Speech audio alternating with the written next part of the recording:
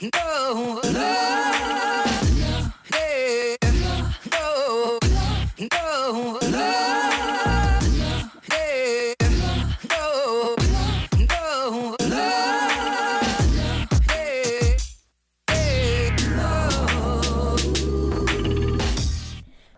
This is Trey, And this is Ziggy. and And this this is is the the Trey Trey and and Ziggy Ziggy Show. Show. All right, we back. We back, and we back, and we back. We got a few things to cover. So, there's a lot of things that happened since we last podcast, right? A lot of things. A lot of things.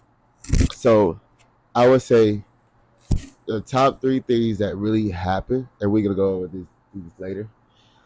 First, the Keith Lee drama in Atlanta with the food industry, the restaurants, and did you notice online that there's people that's actually furious at him for leaving like honest, but like I would say bad reviews, but his honest opinion of the restaurant, and then they get offended because they like, oh, you tearing down.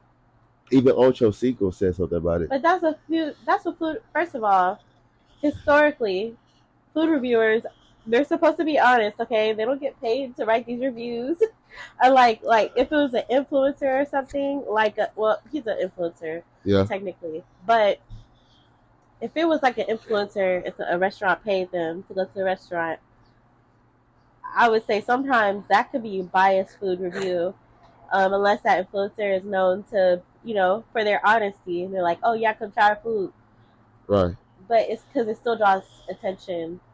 But yeah, Like, but he said that these people actually asked them to come out, oh, okay. or it's word of mouth.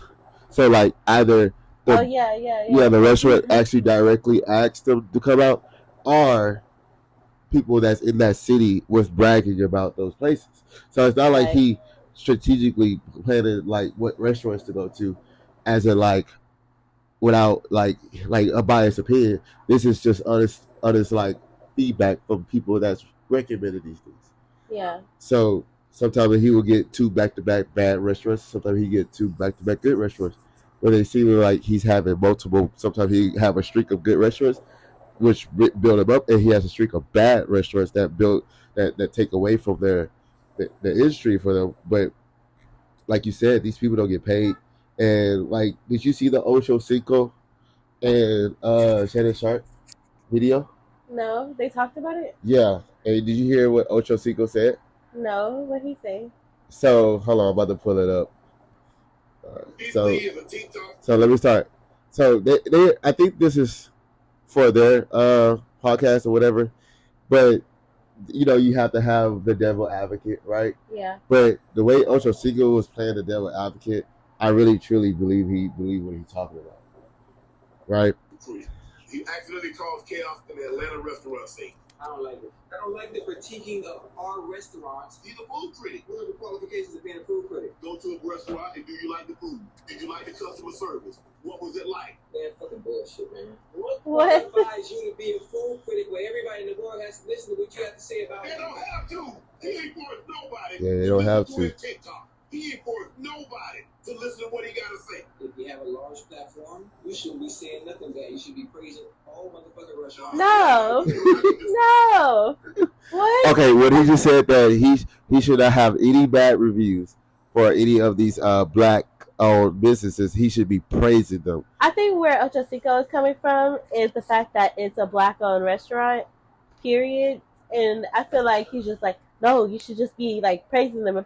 But no, that's the whole problem. That's the whole problem. They're taking advantage of the fact that people want to support black-owned restaurants. Mm-hmm. And so they're like, oh, we're going to get money anyway, so our service shouldn't matter.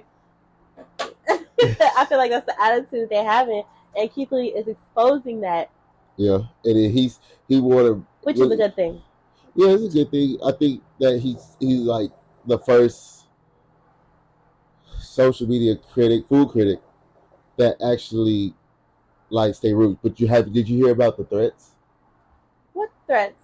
So he had threat of his family, but he wasn't really specifically saying his family, But he was saying like he drew a line at these 3 points, which is his family, anybody he knows, or like people of the restaurants that he actually reviewed. You know, I think he had to say something about that before. Oh yeah. Even before he went to Atlanta, it was like people like shading his wife. Like it was just stupid stuff. Like the internet, we have just the ugliest. But you know, so crazy. It's just a lot of people that's behind their computers or their phones, just talking hot stuff, just to, because. And I think this is going to my other topic, but I think what happens is like social media is to get engagement now on social media, you have to say things that's controversial. Like somebody that has to say something that ruffles some feathers. And what happens is that these people get so addicted to that, it gets so addicted to getting likes and followers or whatever off of those negative things. So they bring down the hottest thing. That's just a definition of a hater. Yeah. But- Don't need no hateration, holleration. Dancery. Oh, got you. Got to dance with me. All right. Yeah, but yeah, that I can't believe Keely. All right. Next thing, we do have.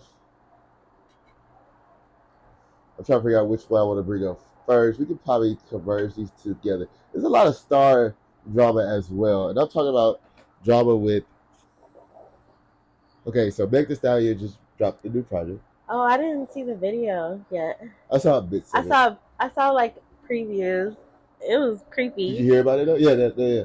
I heard that. Okay, so every time I hear a DJ talk about it on the radio, it sounds like they try to bite their tongue. Oh, really? Yeah, it sounds like they try to say. I feel like I need to watch it. Well, we can't watch it all right now. Hold on. Okay, talk to your mic. Yes, I'm here. Okay. All right. So, we had to take a little break. We had to actually go watch the video so we can actually critique it the way we really wanted to and be accurate as possible. Now, it's fresh on our minds. Zelda, what's your first thoughts? First thing that came to you about when you finished that video that we just watched was how long was it? 3 minutes? 3 minutes and 28 seconds. Yeah, it was pretty short. Okay, my first thought was I hate snakes. Yeah, she really hates it. It was called Cobra, so I figured, I was like, oh Lord, she gonna have snakes. But the way, it was very artful and the way it was created. However, it was disgusting. So needless to say, I won't be watching the video again. However, I do like some things about it. Uh-huh.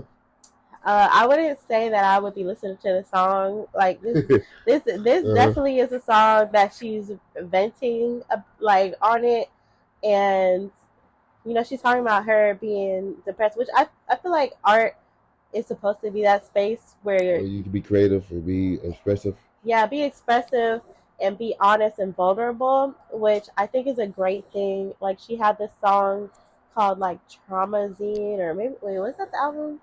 I don't know. She had another song where she's talking about her depression, which I really like that she's vocalizing it because she has a lot of fans out there, and it's like I like that she's vocalizing her depression, and she's talking about the recent situation that happened with what's his face, Tory Lanez. No. Huh? What part are you talking about? So she's talking about didn't she say like she got shot?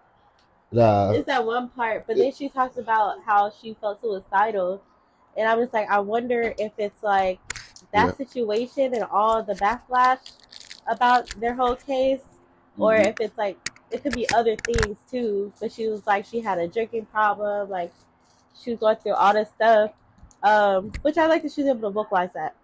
Another thing I liked was the guitar solo. Like it was giving like some rock. It was like a electric guitar solo, and they were dancing. I really love that part.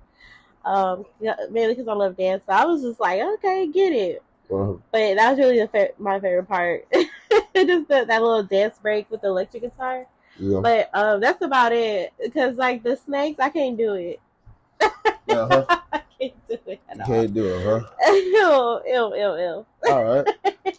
Well, I would be honest to the King Train fan base. All one of us. You said all one of us. Yeah, I only got one fan or two. Reese Roxy. But what happens is that I honestly don't. I don't actually respect Meg Thee Stallion as an artist yet. Right? I feel like she was Cardi B. She's still in that Cardi B freshman phase, which is like sampling and not really making a hit independently by herself. And if she do make a hit, and if it was big or whatever, it didn't get on the main stage or the pop radio until like somebody features on it. And I feel like some people can argue the same thing with the baby, right? When she comes out with a song featuring on Cardi B's song, and she comes with the bars. I'm talking about there's like probably like 2 or 3 good lines that could probably like. Because Cardi B challenges her, I think. I don't think that's it. Because even so. I don't think. Okay, so this is a little side note. So did you see that clip from Kanye West about talking about Cardi B? It's like a leak clip from like 2016. What did he say? So he was talking about like how Cardi B is a industry plant, and she was there to take over Nicki Minaj's spot of that like queen spot of. That's what he was claiming. So that's not just us talking. That's them talking about it. People that's in the industry talking about it. So wait, who else though? Because I would say Kanye. You gotta take stuff with a grain of salt. Well, like that could be an opinion. We know Kanye's story. We know that is an opinion, but that's a valid opinion. If, like, for example, with basketball players, if one basketball say LeBron is the hardest player to play against, and he actually played against him, and he was in the NBA, I take his opinion over a dude that played at the YMCA. I can see what he's saying, mainly because. But I wasn't finished. So what I'm trying to say is that Cardi B, her music is, if she writes some of the stuff, I can see that. But majority of the time, I know there's other writers that are part of it. I mean, people write for people all the time. That takes nothing away from them. We know that. I mean, like, but what I'm trying to say is that she only does good with other industry plant artists. But when it comes to down to have a solo, I honestly don't think this is a good song to come out off trying to, like, especially if this is a single that's going to be probably on a future project. I don't think this is a great song to come out on first. This is kind of like a good 3rd track, 8th track on the album. But to be a single, that's supposed to be setting the tone what your album is going to be about. And if she on her rod wave type of stuff, it is what it is. That's fine. Okay. I mean, there's people that sat out there. There's people that went through her stuff, right? And maybe they gonna like this stuff. But that's honestly, I feel like it's not about with this song. I feel like it's not about what other people want to hear from her. I feel like it's really like just her and her artistry, like trying to get things off her chest. Yeah, but do you think that's a great song to come out with a single to set the start that song would possibly set the tone of the album, that like to get those sales? I would say yes and no. Okay, The reason why I say yes is because it's giving you a preview that she might be more honest and vulnerable on the album. Honest, I like this. And honest about her feelings and the things she's going through. Yeah. That's what I mean. And I would say no, because with her career and what she's known for the bops that, like, booty shaking bops. Right. You have fun with your girls.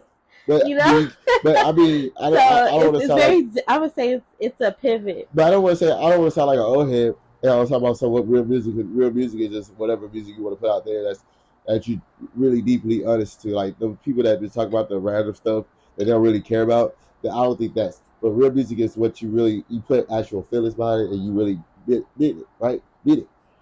But I feel like music that's gonna stay around is something that really can like test of time. Like I heard 56. It's like music is a mark of time. Like that's all. That's what it is. Like it's marked of time in life. So like, but nobody gonna remember just booty shaking all that in the next. I mean, I'm not gonna cap. Like next 3 years, if she somehow, some way fell off, because she's not gonna fall off. She has so many people behind her. But if she somehow did, would we actually remember Meg Thee Stallion like we do other artists that also rap, like Queen Latifah? I'm like, I mean, she's a great. It's hard to compare her to Queen Latifah because Meg Thee Stallion hasn't even touched any atmosphere like a stratosphere that she's been in. But I'm just saying, like as a rapper in general, Cardi B gonna be remembered. Like she came out with a lot of hits, and it's not just on some other people's stuff. It's her stuff, and it's only her. Wait, Meg Thee Stallion came out with like a couple of hits. It's just like When? It's like partying hits. Like But when she first came out, like the Tina Snow project. But what? Okay, what song? Freak shit or freak-ish. How does it go? Captain Hook. Is it the same beat for every song, huh? Okay. I think this is I her can first see thing. that. I could think she did something slow. I would say it is a different sound. Yeah. But also that I, other one, like, hold on, let me look it up. Like Traumazine. Okay, as a disclaimer, I'm a light Meg Thee Stallion fan, so I'm not like a stan, but I like her stuff. I wouldn't say like every single thing. Traumazine was the album she last dropped. okay. And what did that come off of that? I would say that album she was also talking about her mental health. Okay. And what song that came off that was a hit? I'm not sure. I know Her was like a You hear yourself? one that a lot of people were Do you like hear hype yourself? about, But do but you hear yourself? I do hear Okay, myself. I'm just But, making sure that you but hear I yourself. feel like you're saying like she's not gonna be remembered, but she still has like her. I'm not saying she's not gonna be remembered, her but what are we gonna remember her about? Like, what all we gonna know is just the that. Tory Lanez drama and the booty shaking music. Yeah, is that you? Okay, with Yeah. with that. Okay. Okay, think about other female rappers like Yeah. Trina, like That's only people. Rashida. Yeah, but that's only people that actually like. Like you still remember them, but they're like. But that's if you actually like hip hop, that you love hip hop, like you gotta know those people. Yeah. But like I'm talking about like as a in retrospect, like. And she also came out with Savage. And then guess who actually turned that actual track up? Savage is nice, but right after that was a hit, and then when people make remixes, they do it to keep the hit going. So Savage was a hit on its own. And what was that? And what then year was Beyonce that? What year was that? I thought it was a few years ago. What? How few years ago? You got a laptop out? I told you we gonna do some research. Oh my gosh! You know me, come on now, because you telling me I can name you a whole bunch of rappers, male rappers that has the same situation. It was 3 years ago. 3 years ago, in late. That's not that long ago. Well, yes, in music, yes, it is. There's probably like 20 artists, 20 rappers that just came out. I say it's not that long ago, mainly because the way things circulate. Baby, there's people that put out music that's in prison. You think she can't put out music while she's out? She can, and she has been. Okay, she has, but I'm talking about music that's gonna hit, that's gonna stick. I'm not gonna compare her to any. But you also aren't a Meg Thee Stallion fan. But I'm talking about facts. I'm talking about numbers. It doesn't matter about being a fan or not. I'm talking about numbers. I'm talking about facts. Cardi B has put out consistently hits every summer. If it's not by her, it's with somebody else. You're right, but also it's her project. Cardi B is a better rapper than Meg Thee Stallion. Yeah, but that has nothing to do with what I'm talking about. I'm talking about Meg Thee Stallion and her the way her career has been going. Right, is that she started out hot. I think she started out really, really hot. But what happens is that a lot of stuff has happened in her life, but that a lot of stuff has happened in a lot of people's life. But to tell me that okay, every time you on somebody else's track, because sometimes most of the time when you're on somebody else's track, they write stuff for you to do. Her like I think that song with Cardi B is the first time I actually see her do real choreography without her just shaking her ass. Real choreography. Yeah. I'm not talking about just doing one or two. I'm talking about actual hairstyle. Broncos. Yeah, Yeah. it's when she's with Well, somebody else. she did have her that's what I'm saying, the last album is when she started having more like choreography heavy work. Like, but I'm gonna say like I wasn't a fan of that last album like that. Like, cause it was Me her. Too. Go ahead. It was her mainly. She was talking about her depression, and she Yeah. was talking about her. Which I mean, a lot of her fans still love it, but it's like I'm not like a Meg Thee top tier Meg Thee Stallion fan, so I'm like, I mean, I don't know what else to say. Okay. All right, you ready? I'm just like, good for her. I'm still rooting for her because I just want her to. Yeah, but yeah, we all rooting for her. Like, first of all, she's from Houston. Yeah, definitely. Shout out to Houston. You know, my whole town. Second of all, I love it when artists are bold enough to be From that there, Texas. bold. Okay, I'm sorry. I like when artists are able to be vulnerable on their projects. Whether it's gonna give them a hit on the radio or circulation on streaming platforms or not. Like, I feel like you should still be able to do that with your artistry. Okay. So. All right. Next topic. Let's go into yeah. Did you hear about? It's a lot of rumor reports and stuff. Rumor report. Ashanti and Nelly. You hear about them?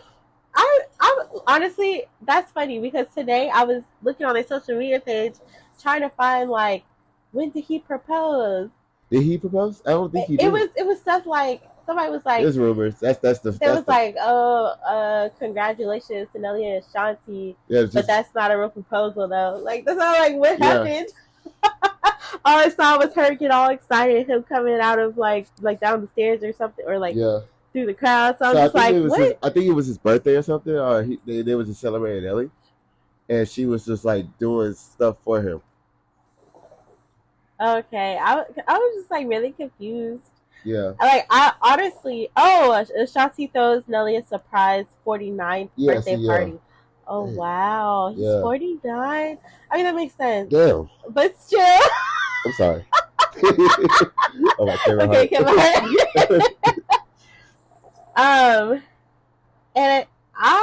And first of all, I hated when Nelly and Ashanti broke up. Like, I forgot how old I was when like that happened. But like the women he was with afterwards, I was just like, okay, but they're not Ashanti. They're beautiful. They're cool people. They got their, they do their own thing. But because the thing is, you can't fake chemistry, right? Right. I'm not saying Nelly didn't have chemistry with those other people. You can, but to a certain extent, because there's really some good actors out there. But it's like you can see how I've seen other people commenting and stuff on social media, but it's like you can see how they have a friendship with each other in the way they interact. So I just love that they're back together. Yeah. And I'm just like, y'all, please make it this time. Did you see the shade? No, what was it? Okay. It was Shade Room? No. So what happened was, do you remember? Because I don't remember this, and I saw this when I saw the post. Did you know she made a song for him? Oh, about him? It's a favorite song she sung, Ashanti. Which one? It's go look it up. It's at his birthday. It's a song everybody sings, probably for karaoke too. But he was right there where it's a diss song for him. The Way That I Love You? Let me play it. I gotta hear it. The Way That I Love You. I remember that came out. I don't think that's it. We gotta see. I gotta see. I thought you were gonna look at the post. I thought you were gonna go to the birthday.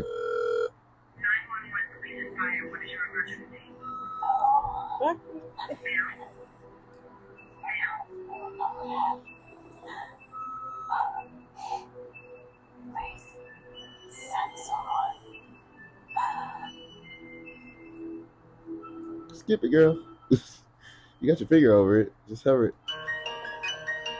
Yep. At a time. Yeah. Wait, this That's is about him? Yeah. Look it up. Look it up with her singing that song while at his birthday. Look at Nelly's face. Here it is.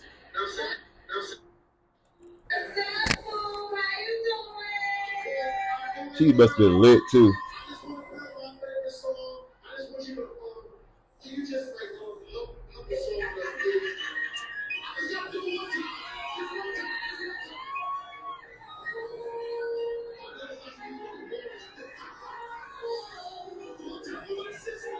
Look at Nelly. He like, whatever. He like, nah. He throw down. He like those. She singing that so hard too. Right? She said, I'm going to sing no matter what. She over here with the microphone. Oh my gosh. She literally lit. Okay. Wow. Okay, first of all, Ashanti is known for her writing. Like a lot of her, maybe all of her songs, but most of her songs she writes, even from like back in the day. So I feel like that's the reason why, even though her voice wasn't like the best voice out there, like she was always like. You could tell it was Ashanti. Yeah, you can tell it was an Ashanti very song. Unique song. I didn't even know who Ashanti really was. And she has like but I knew when I heard her, it was her. Yeah, she had a signature sound. Right. So I feel like, first of all, kudos to Ashanti for having longevity. Like, even though her stuff ain't like circulating on radio or whatever, or like all the time. It's not all the time, but it's still here. Yeah, it's still in rotations. Right, and it's like she got classics. Yeah. But I am excited that they're back together, and I'm like, hopefully, like it sounds like with that song, the way that I love you, it's so funny. Like, when did this come out? Let me see. It came out 13 years ago. And so that would have been what, 2013. Oh my gosh. So that means, like, when that song came out, they had been trying again to get it right, but it sounded like Nelly did something that messed it up. So I mean, I can see, not always, but sometimes it is. I feel like it's a part of that, having access, being famous, like I feel like it's probably just easier to not work hard at your relationship. Yeah. Because there's so many options. Yeah. Even though it's not what might be what's best for you, it's like so many options. And you don't have to try hard. Yeah, I always, to me personally, I always found it kind of weird when celebrities like date another celebrity. Not only that they're on their same music, like they same field of work, but like literally like they're like both like singers and like they're writers and like they date each other. Like, it's so many people out there, and the find that they love their love of their life, that's also a celebrity. I mean, love does find its way, but I'm like, it is a lot of people out there. And like I said, I grew up with Nelly. I knew who Nelly was when he came on the radio, and I mean, he made a lot of staple songs. He got the Air Force One, and he came back around with Jay's, and I mean, he got his Grammar was the best song he ever made. They said that they said when he was coming out, like, everybody was like, "What is he talking? Why he talking like he's from St. Louis, right?" Yeah. And I don't know who really put St. Louis on the map, but I mean, I don't know anybody else, but Nelly definitely. Him and what was his group name? Oh, he was in the group? Yeah. It was like Saint Lunatics. The Saint Lunatics. Roxy is like trying to lean on me. Girl, lay down. Put her in the middle. Lay. Go, Roxy. Okay. Oh, okay. Maybe that's what she wanted. Like, oh my gosh, Roxy, really? At least she on the other side. What I was trying to get to is that hip hop did a lot for us, right?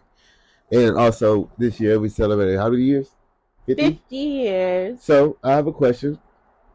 and it's kind of gonna end our little segment of like artists and stuff. What made you fall in love with hip hop? What? What was that song that jump like that one point of your time was like, man, this is something I'm gonna really be loving for the rest of my life.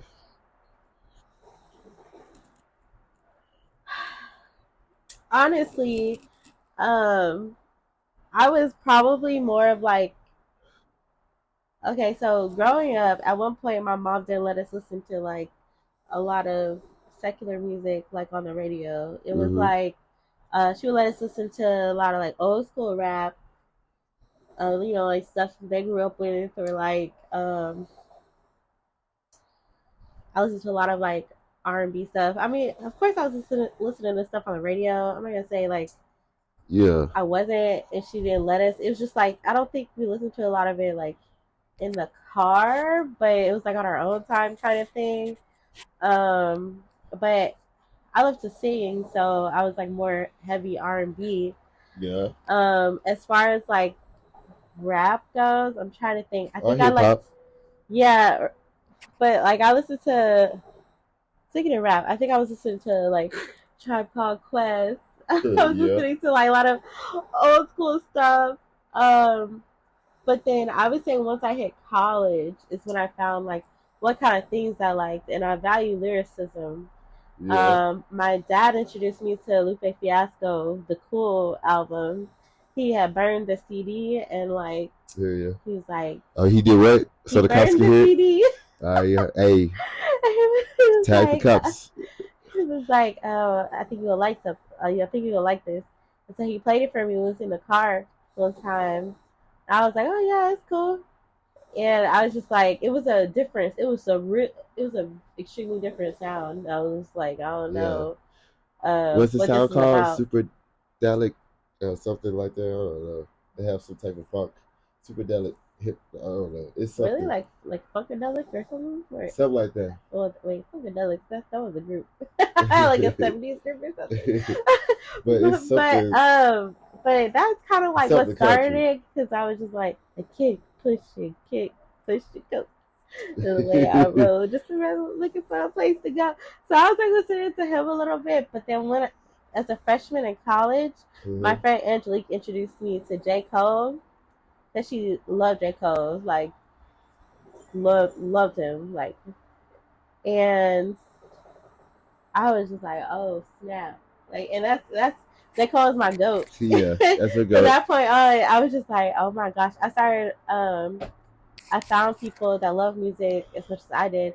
Not saying like I listened to a lot of people's stuff, but like as a freshman in college, I guess because the people I surrounded by also love music, Yeah. I got the chance to listen more to people's discographies. Like Kanye West, I grew up listening to his music. I was like, yeah, I know all these, like a lot of these songs. But then just listening to the lyricism, I was like, ooh. I And think. around that time, Dark Twisted Fantasy came out. Yeah. I was like, that's my favorite Kanye I was album. gonna. I want to comment on your pick. Say that to be young and to be brought into that the music genre of hip hop at an early stage and be introduced to Kanye West in his early stages, being young, it's just it's a it's it's an experience. It's like because you like Yeah. it's not like you heard all this extra stuff that now I don't know you was introduced while Kanye West was also coming up. It's just Yeah, and the thing is, I feel like some things aren't like I think some things are just a part of our culture. So like even though I wasn't listening to stuff like just on the iPod I had, the iPod Classic or the little MP3s I had. hey, shout out if you had an MP3 iPod. What's it called? iPod. I don't really say it was. I had an iPod Classic and an iPod Nano. Yeah. Oh yeah, Nano. But I knew I was gonna be able to keep up with no Nano. But the iPod Classic, well, I think the Nano held a lot too. But I think I was listening to more like R&B, some pop songs, but I think some things are like just ingrained in the fabric of our culture. So like stuff that would come out of radio, like the snap music, like Yeah. the rap music that like lean with it, rock with it, Right. walk it out. Mm-hmm. That got me more of like Outkast. So I was just like, oh, like Andre. I was like, oh, I remember this song Andre did, like the Speaker Box album. Also, when I was a freshman in college, my first roommate, she loved music and poetry and rap music. And that's when I really sat with the Speaker Box and Love Below album. Oops, excuse me. Album. And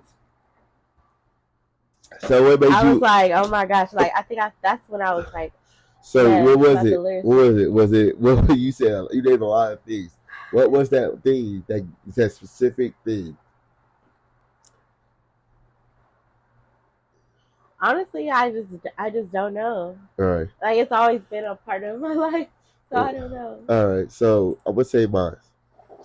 So when I was younger, right? I always loved cars when I was younger. I always wanted to be in my mom's car, a truck, no matter what. There was some times that this is like side note. There was some times that I was younger and I would be locked out my grandma's house and I would just sit in the car until they got. It was a car that was in the front of the house that didn't work or nothing. It just sat in the front of it, and I would just hang out there until somebody get home because I lost my key somewhere. Long story short is that I would, of course, when we in our mom's car, she wants to play the nice stuff, the 102.1, 92.1, which is the gospel music channel down here on the radio station. 102.1 is kind of like the, what would you call it? The R&B, the soul, blue, yeah. 102.1, the Magic was. Yeah, Magic 102.1. But what happened is that when I was sitting in my mom's car, my thing was I love bass. And the only genre of music that you can actually find a good amount of bass is in hip hop, rap. And I think that's when I actually fell in love with hip hop. And it's because there's so many things that you can relate to hip hop to make you fall in love, like breakdancing or spray painting. Spray painting is also hip hop too, right? Like graffiti. I'm talking about. I'm sorry, okay. like graffiti. Yeah, graffiti. So like all that stuff, and what happens is that like the 808s and the beat, like in the music and the speakers, and what happens is that when you coming up, you want to have the best sound of speakers, or you want to have that thump, you want to have that bass, and and like hip hop brought it to you. I mean, I think the first hip hop artist that I like in general was first hands down Lil Wayne. This is my truth, and this is what I came up on. I know there's greats before Lil Wayne, right? But like me coming up, Lil Wayne was on every damn track that was probably on the radio.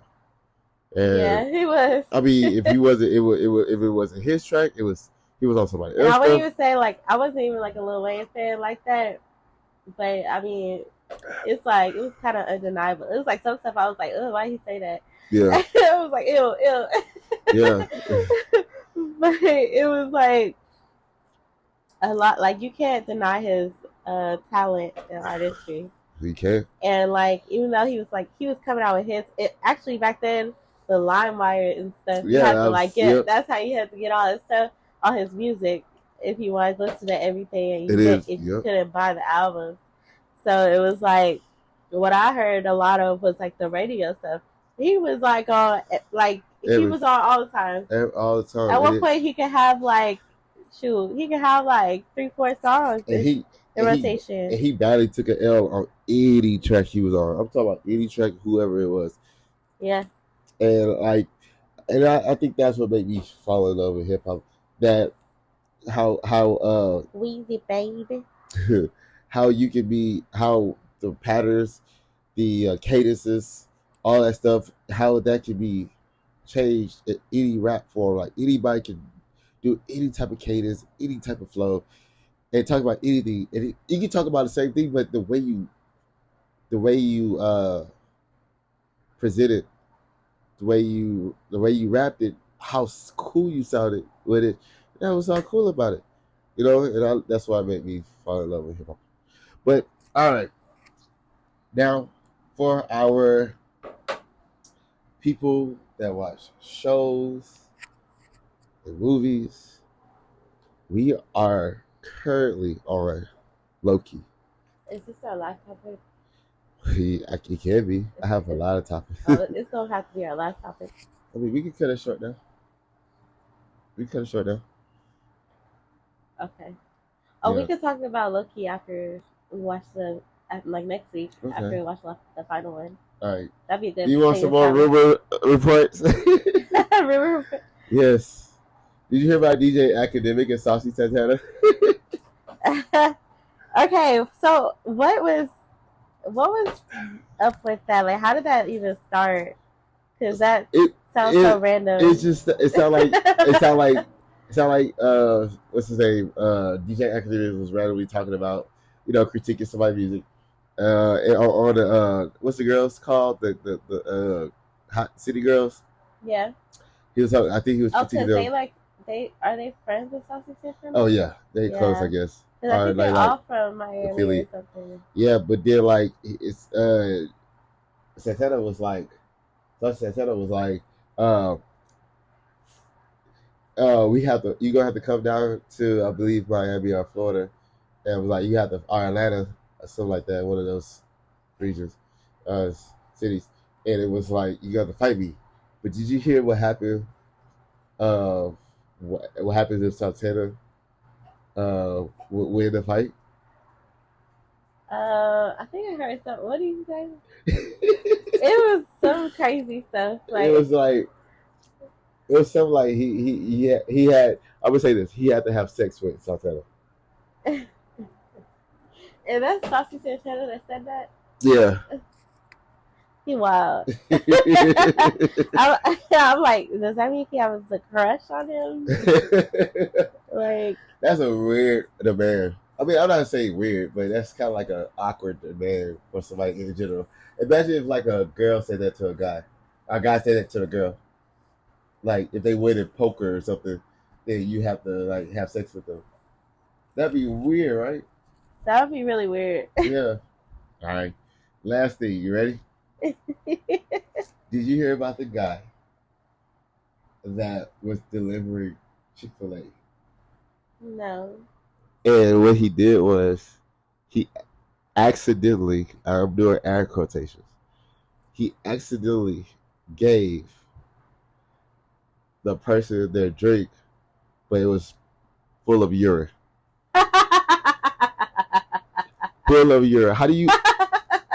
The guy said he doesn't have brakes and he occasionally pees what? in his car because he doesn't have brakes.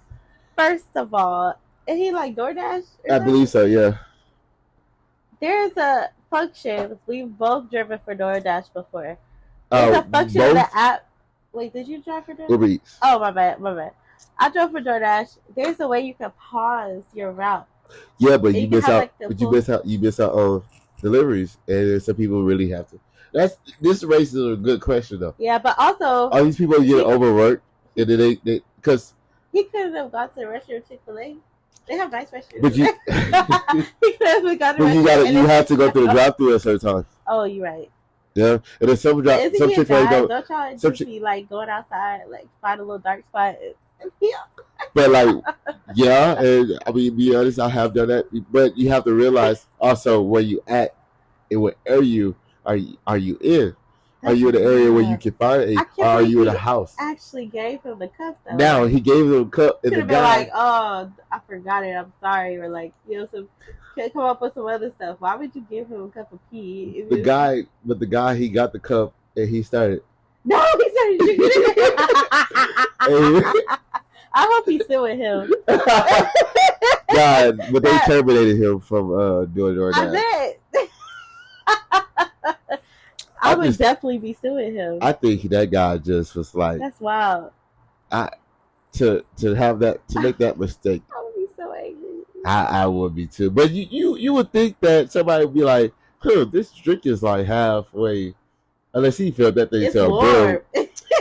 No ice. It's warm. It'd be awkward if he asked for no ice. Forgot the ice. And he asked for the lemonade.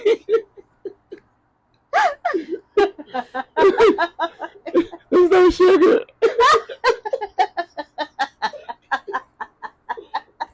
It's supposed to be that new diet lemonade. It's that sweet and sour lemonade. Oh my god. All right. Well, where we at? We done? Yeah, that's all. That's a wrap for today. Yeah, we need to do some more of these though. Yeah, we'll come back next week. Next week we're gonna be watching Loki. So we're It's gonna gonna be have the to last episode. So we're recap gonna. this season. Hey, it's gonna be a good recap. I heard that the last 2 episodes supposed to be the best episodes, and we already see the second last episode. Yes. So that thing, That was wild. y'all have to catch it next time when we do our I was actually mad podcast. how they ended it, but more of that. You said how? More of that next week. We have to talk about it next week. All right, this is Trey, And this is Ziggy. and this is our podcast. And this is this Trey. This is the Trey and Ziggy show. Let's try that one more time. This is Trey, And this is Ziggy. and this is the our Trey Trey. Thank you for listening. Bye. Bye, y'all.